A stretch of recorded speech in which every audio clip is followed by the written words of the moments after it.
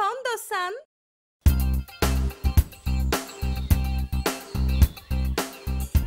Alors qu'elle se promenait le matin, Réponse entendit une de ses voisines pleurer.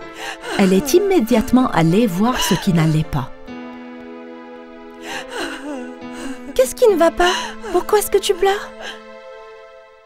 Ah, Réponse. Jette un coup d'œil à ça. Oh!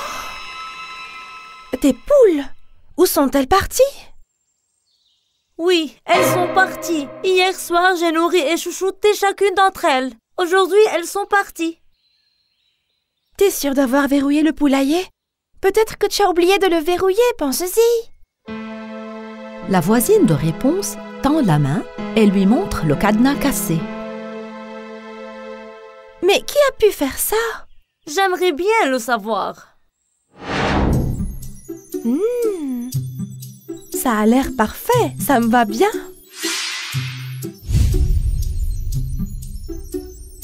Oh!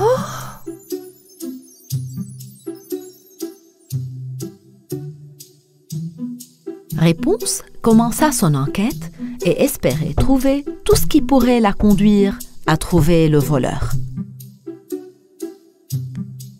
Tu y as trouvé quelque chose, ma fille? Non, pas encore. Mais attends. Réponse trouva une boucle d'oreille sur le sol. Elle la prit afin de l'examiner de près.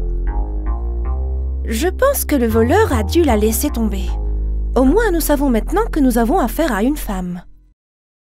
Et que vas-tu faire? Je vais découvrir à qui appartient cette boucle d'oreille. Mais je dois trouver d'autres indices encore. Ma fille, il doit y avoir beaucoup de femmes qui ont la même boucle d'oreille. Comment vas-tu trouver sa propriétaire? C'est vrai, il peut y en avoir beaucoup, mais il doit y en avoir une deuxième. La personne à qui il manque une boucle d'oreille est très probablement le voleur que nous cherchons. Réponse commença à faire le tour des magasins de la ville. En faisant cela, elle a également regardé de plus près les oreilles des clients. Elle espérait trouver la paire manquante. Réponse a continué à chercher la deuxième boucle d'oreille jusqu'au soir, mais ses efforts ont été en vain. Sa pauvre voisine s'est remise à pleurer.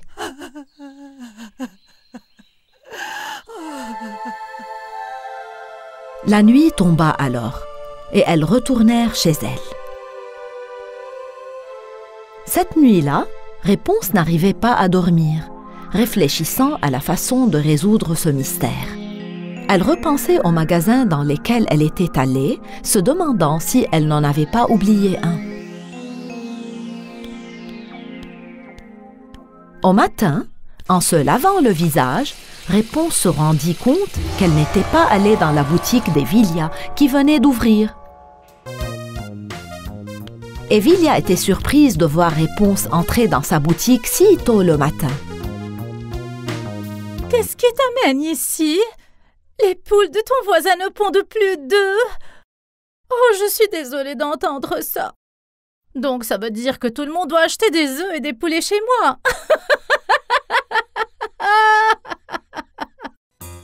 Réponse remarqua une boucle d'oreille à l'oreille d'Evilia. C'était exactement la même que celle qu'elle avait trouvée la veille. Discrètement, Réponse a jeté un coup d'œil à l'autre oreille d'Evilia. Il lui manquait une deuxième boucle d'oreille. Quelle belle boucle d'oreille! Merci. J'ai dépensé tant d'argent pour elle. Elle, tu dis? Mais tu n'as qu'une boucle d'oreille. Je veux dire, je n'en porte qu'une. Oui, c'est ça. C'est la nouvelle tendance de la mode. Ne porter qu'une seule boucle d'oreille. Non pas que tu t'y connaisses vraiment en mode.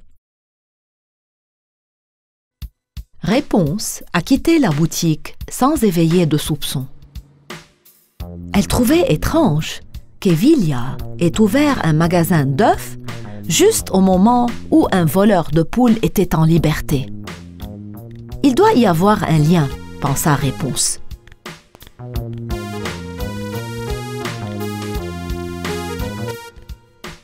Elle s'est immédiatement cachée dans le coin de la rue et a attendu qu'Evilia ferme sa boutique.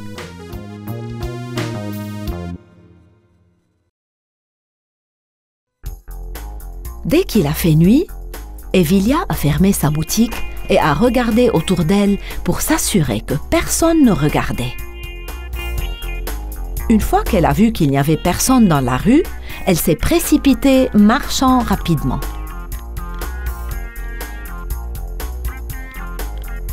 Réponse l'a suivie. Elle se déplaçait discrètement dans l'ombre. Réponse a eu l'occasion d'envoyer un SMS à l'inspecteur lui expliquant toute la situation. Evilia a marché pendant un long moment et est arrivée dans un endroit délabré. Réponse était toujours sur sa trace. Evilia s'est tenue devant une ferme abandonnée et a regardé autour d'elle. Puis, elle a ouvert la porte et a disparu à l'intérieur. Réponse a pris son courage à deux mains et est entrée par la porte. C'était très sombre et silencieux à l'intérieur. Réponse a d'abord eu peur. Mais quand elle a pensé à sa voisine, elle a repris le contrôle et a suivi le bruit des pas d'Evilia.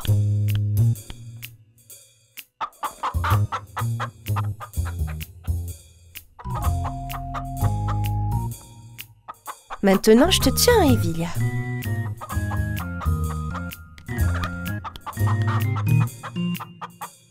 C'est donc toi la voleuse de poules? Oh, mais d'où viens-tu, hein? C'est alors que les sirènes des voitures de police se sont fait entendre. Eh bien, maudite petite sorcière, je vais te faire payer pour ça. Tu ne peux pas t'enfuir, Evilia.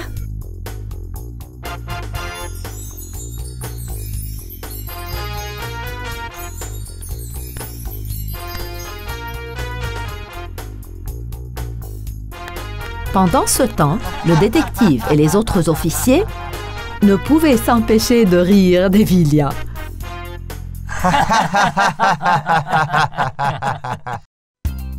Pour fêter ça, les habitants firent une énorme omelette avec les œufs qu'ils ramassèrent sur les poules. L'omelette était si grande qu'ils ont même invité des gens des villes voisines.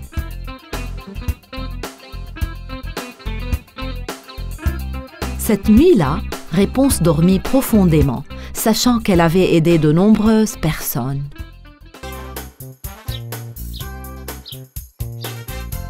Il était une fois...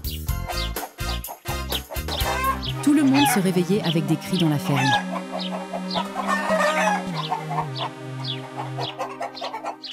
Mes œufs! Mes œufs! Inventrice la chèvre entendit les cris et courut vers le poulailler. Elle était choquée par la vue. Tous les œufs avaient disparu et il y avait des boules colorées à la place. Soulou paiera pour ça. Inventrice la chèvre regarda autour d'elle. La porte du poulailler ne semblait pas être cassée et tout semblait être en place. Qu'est-ce qui te fait penser que le loup l'a fait? Qui d'autre ça pourrait être?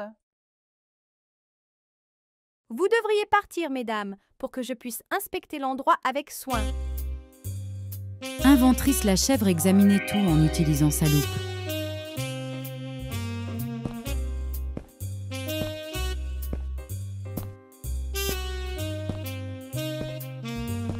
La petite chèvre trouva une tache de peinture, des empreintes, de sabots et une mèche de cheveux sur les fils.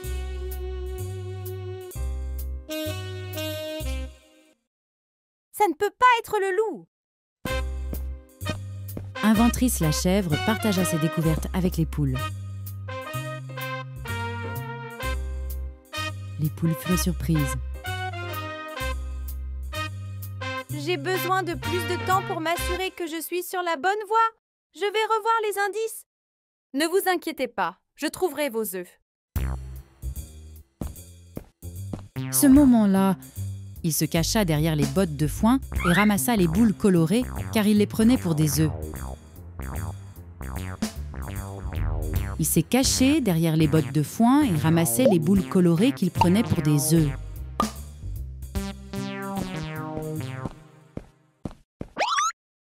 Le loup? Qu'est-ce que tu fais ici? Ça pourrait devenir moche si les poules te trouvent ici. Pars d'ici tout de suite. Le loup ne s'en souciait pas et continuait à prendre des œufs.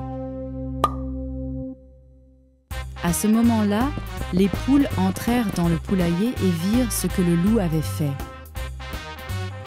Elles se mirent en colère. Aïe! Ne me touchez pas! À l'aide! Les fermes d'animaux étaient sur le point de punir le loup quand Inventrice la chèvre cria. Arrêtez! Il ne l'a pas fait.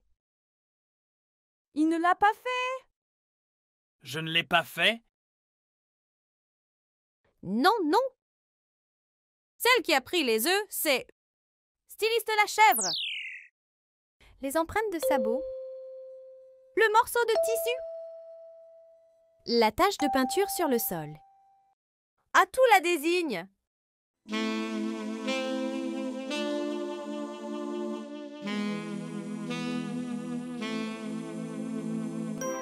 Les fermes d'animaux étaient curieuses. Elles décidèrent de trouver Styliste la chèvre. Elle était celle qui avait pris les œufs. Elle décorait en fait les œufs pour surprendre les poules pour célébrer la journée des poules. Je pensais pouvoir finir de les décorer à temps. Je suis désolée si je vous ai fait peur. J'ai fait très attention à ne pas casser les œufs. Je n'ai pas réalisé l'heure qu'il était.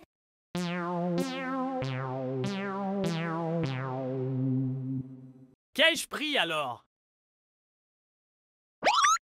Tes coquilles vides?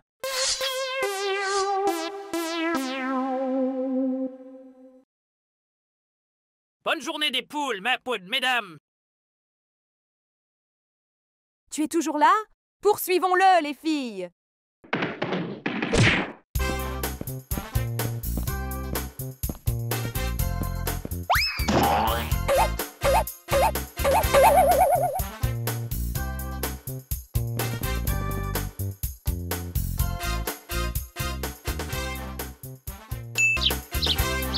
Dans une forêt luxuriante, une mère chèvre qui vivait avec ses petits chevreaux.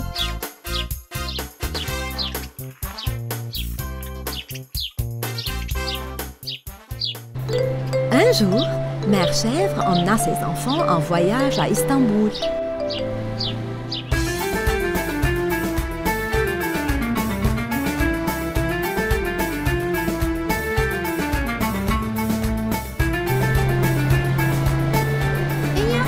Pont par là. Regardez!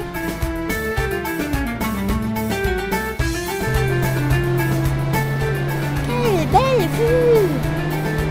Oui!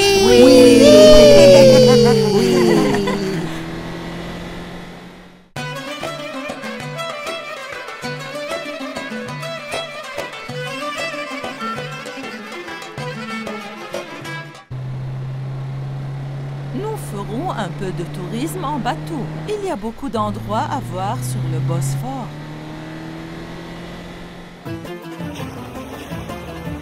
Nous y sommes. Les enfants, nous sommes à Üsküdar, un des plus vieux quartiers d'Istanbul.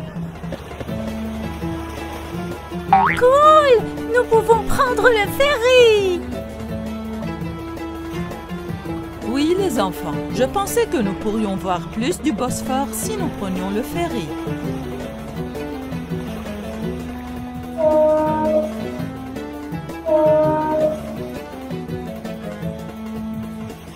Mais les chèvres ne remarquèrent pas que le méchant loup était sur le même ferry, les traquant.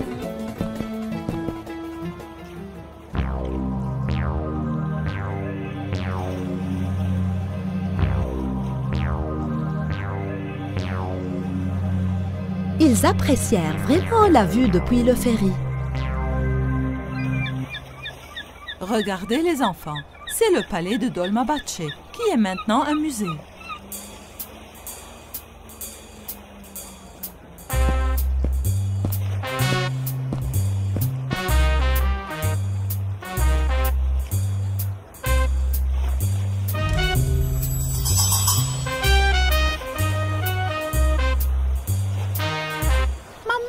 Je crois que je viens de voir le loup. Regarde là-bas. Le méchant loup réalisa que la petite chèvre l'avait vu. Alors, il se cacha derrière son éventail pliant. Mais où?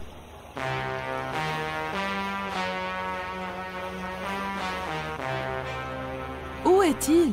Peut-être que tu l'as confondu avec quelqu'un d'autre. Maman, regarde! Il y a un plus grand palais là-bas.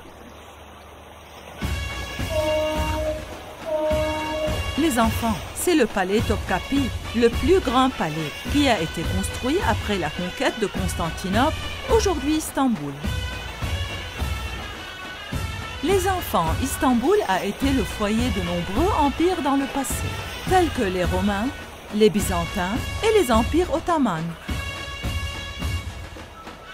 Cette ville a tellement d'histoire. Je suis d'accord.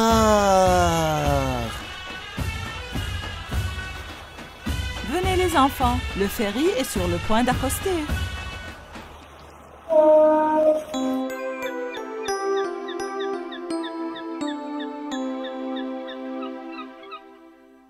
Ce quartier s'appelle Galata, et voici la célèbre tour de Galata. Allons en haut les enfants. Mère Chèvre et ses enfants se rendirent au sommet de la tour de Galata.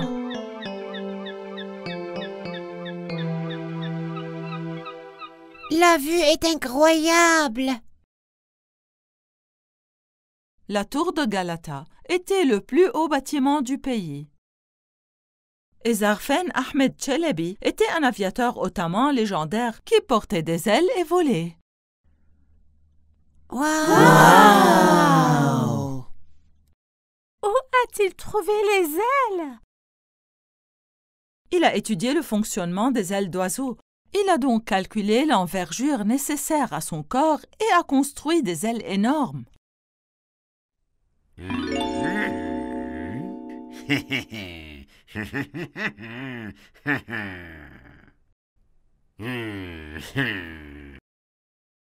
C'est incroyable.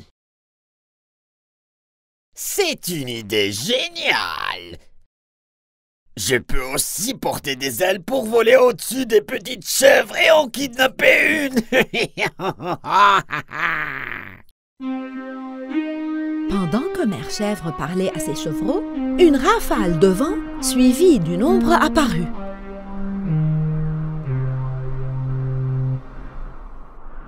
Ah, regardez!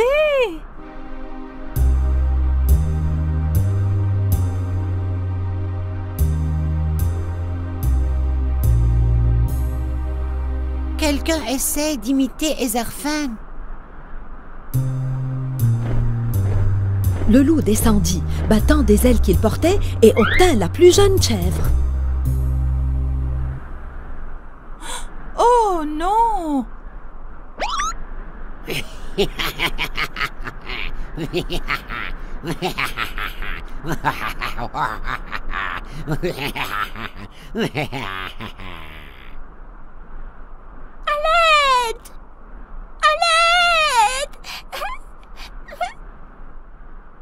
Les enfants, nous devons descendre et suivre le loup. Les petites chèvres et leur mère descendirent rapidement les escaliers de la tour et montèrent dans un bateau de pêche. Mère Chèvre pilotait le bateau et les enfants ne quittaient pas des yeux le loup volant. Le vent ralentit. Oh non, ils vont tomber dans la mer! Mère Chèvre accéléra. Attends, j'ai un plan.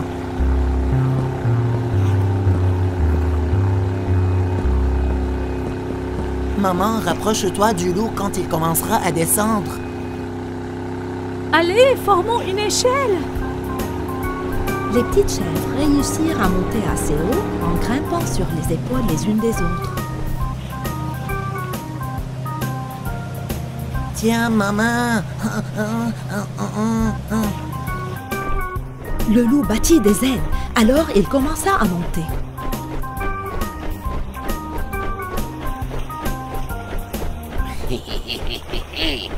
Vous me prenez pour qui, les chèvres? Je suis un oiseau, un loup oiseau.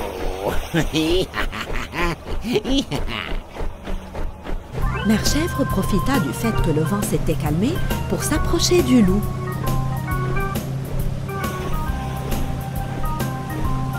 La petite chèvre du dessus tendit la main à sa sœur. Accroche-toi à moi, sœurette. Finalement, la petite chèvre réussit à s'accrocher à son frère. Le loup réalisa qu'il descendait, alors il commença à battre des ailes.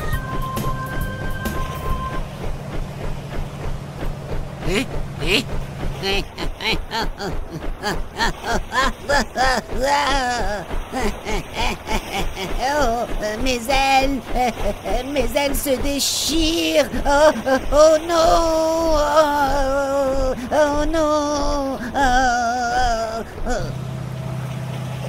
Accroche-toi bien. Un ferry passant par là souffla dans sa corde.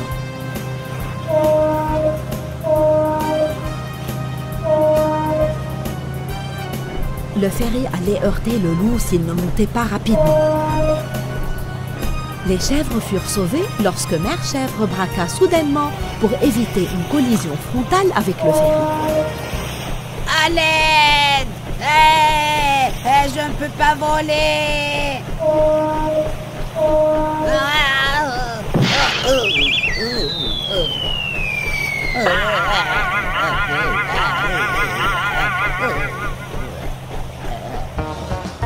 Mère Chèvre et ses enfants accostèrent leur bateau à la tour de la Vierge, posé sur un petit îlot situé sur le détroit du Bosphore. Ils furent tous émerveillés par la beauté du paysage. Quelle aventure! Nous avons même vu Istanbul d'une nuit d'oiseaux.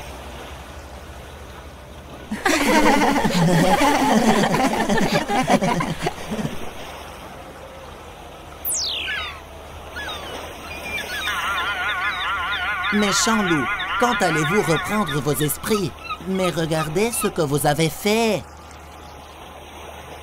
Allons visiter la Sainte-Sophie, la mosquée bleue et aussi la citerne basilique avant la nuit. Ensuite, nous pourrons aller manger une glace. Allez les enfants! Oh, pas juste! Je veux voir ces endroits magnifiques aussi! Je veux manger de la crème glacée aussi! Oh non!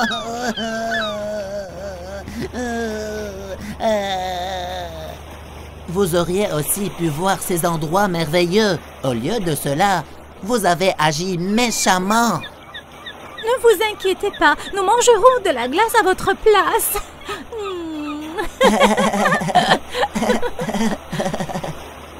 Non! Ne mangez pas ma glace!